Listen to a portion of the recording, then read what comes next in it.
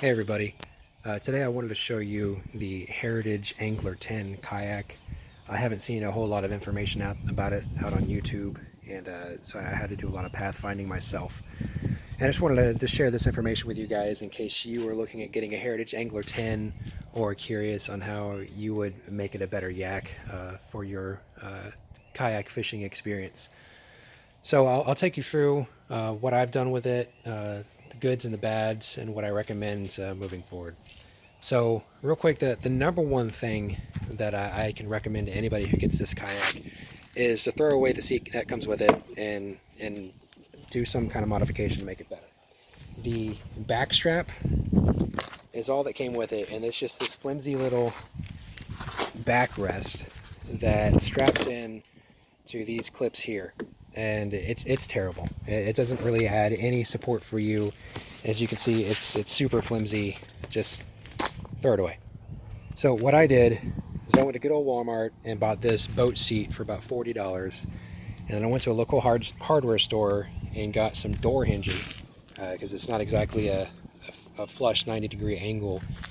And I just took the hinges that came with, or took the screws and hardware that came with the door hinges, drilled it out, put some marine goop on all the screws so you could prevent water from getting in, and this chair supports me just fine. Just the other day I was out in the water for about 6 hours, no complaints whatsoever with using this chair. It's easy to work with.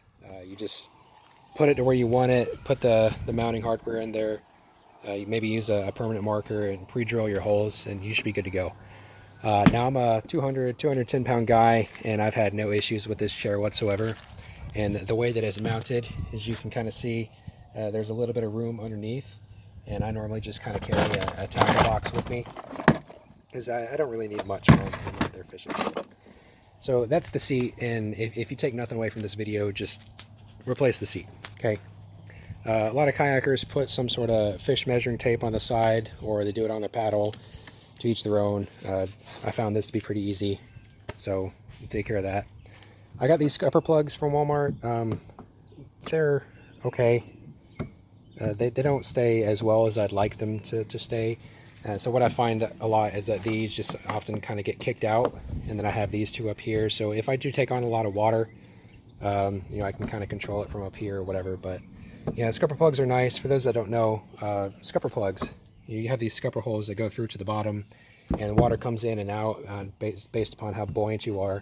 And if you want to kind of keep a dry area up here, then you put in your plugs. But as soon as these come out, you're going to have some water in here, and that's kind of to be expected. Right here, you kind of have either a drink well, or maybe that's where the end of your rod's supposed to go from this rod holder. What I did is I took this little Ziploc little jar, drilled out a little hole, and mounted a little bubbler in here. So if I have some live bait or live shrimp or whatever, I could toss a few in there, and it's right in front of me in case I want to hook up some stuff. But it's got a pretty good fit for my purposes. The kayak does come with a Scotty rod holder, so it does its job pretty well. You just reach forward, grab it, twist it, pull up, and then you could put it in any kind of direction that you want. So it does its job. Moving to the front of the boat. So right here I've got a Bonlow kayak trolley. When I'm out kayaking, I just bungee strap it to the front of my boat, and it does fine, stays out of the way. I have some pad eyes here and here to help me bungee strap stuff to the front, and I just put it up front and carry it with me. And this Bonlow cart does okay if you're doing it correctly. So what I normally do is I just kind of bungee strap it to the kayak, and it's extremely frustrating because it doesn't stay as well. But it does come with some ratchet straps and some cables and whatnot. I recommend that if you do use the Bonlow cart, you actually use the hardware. I was just trying to be quick and easy with a bungee. It doesn't really work that well. So if you do want to use the cart, use it the right way and use the hardware that it comes with. Otherwise, you might have a frustrating time. But I mean, it's lightweight. It's pretty easy to use. Got a little kickstand, folds up, and again, I kind of just put it right here on the front of my boat whenever I'm out yakking. So move that to the side for now and show you that this boat does have a front dry well. And so what I do is I'll put my phone, my wallet, key, whatever, I toss it in a dry bag and put it up here. All kayaks like this are going to take some kind of water. That's to be expected, but you're not going to take on too much unless there's a serious leak. And there is a drain valve in the back of the kayak. But I put some pad eyes here just to help with the moddability and the customization aspect. Handles work pretty well, no big complaints there. And most kayaks like this, they've got some sort of foot peg. You pull it, pull the pin out, slide it to wherever you want to.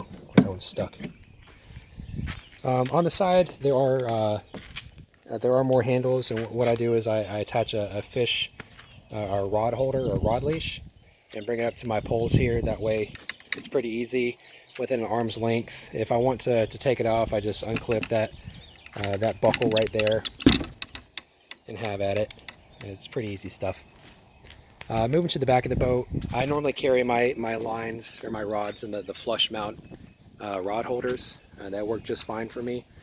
I find that reaching back behind me, let me go over here, reaching back behind me and trying to pull a rod straight up is a little difficult, but it's a lot easier when it's kind of at an angle like that, just to pull right out.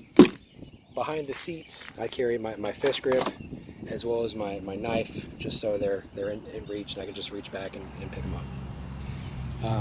Now, I bought this kayak from someone off of Facebook, so I don't remember if the kayak comes with a paddle or not. But this particular paddle, I mean, it works okay. You don't really have a lot of complaints with it.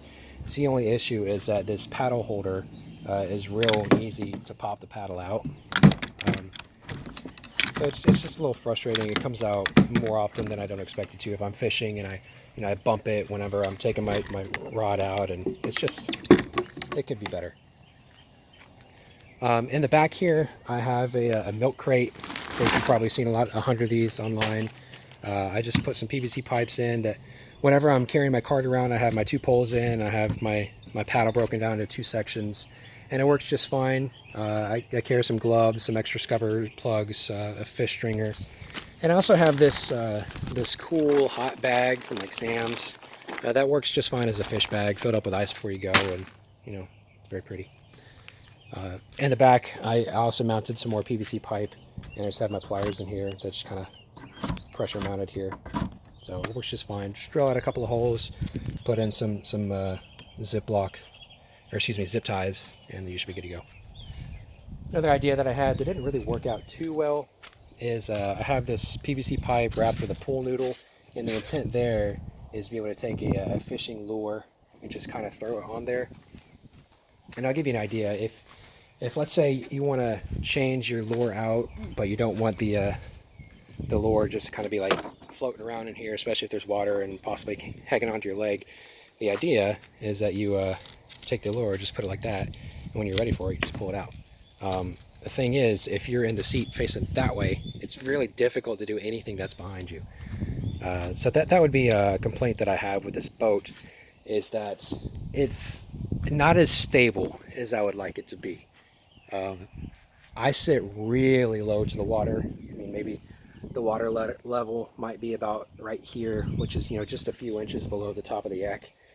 And I take on water, depending upon the day, quite a bit. Of course, with the scupper holes, you can control how much water is actually in the boat. But I rock a lot in this thing, and so trying to reach behind me is not very practical. Maybe if you're a smaller guy, it might work a little bit better for you, but I found it to be, again, not as stable as I'd like. Continuing on with the modifications, something that I think is an absolute must is coming up with an anchored trolley system. So real quick, I'll break that down for you. I've got a pad eye up here attached to a rope that goes into a pulley that carries all the way around to the back here with another pad eye attached to another pulley. And the ropes meet in the middle with this ring here. And on that ring, I have a D-clip attached to a line. And this line is my anchor line. So I'll toss that out. And then if I'm in the boat, let's see if I want my anchor line to go behind me, I just pull it up to the back. Or if I want it in front of me, I pull it up to the front. so on and so forth.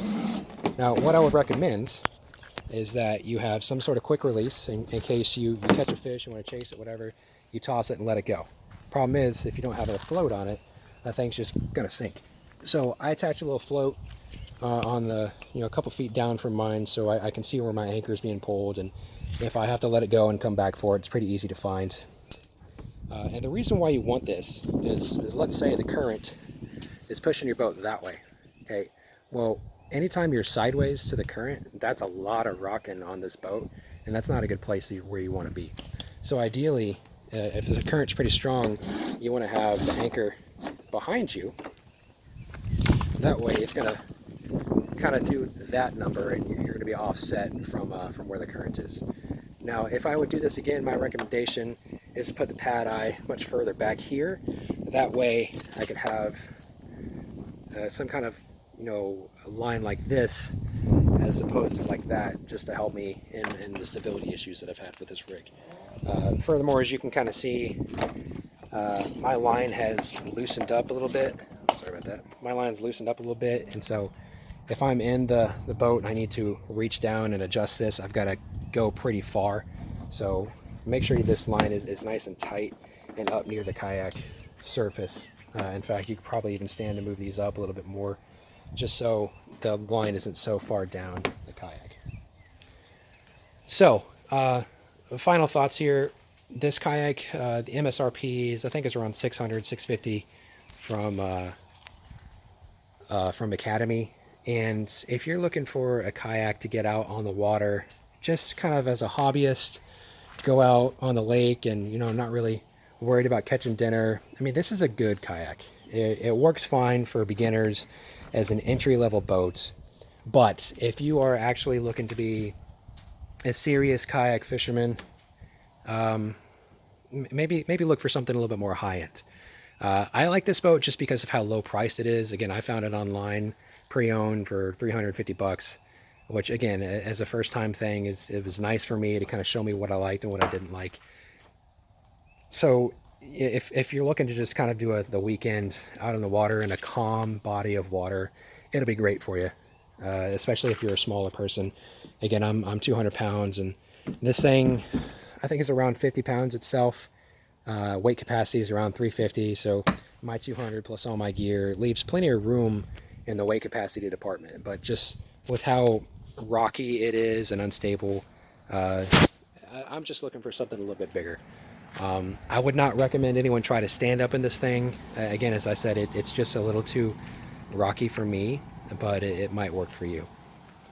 So yeah, that's the Heritage Angler 10. I hope this video has worked well for you guys, and I wish you all the best with your kayak fishing experiments. Good luck out there.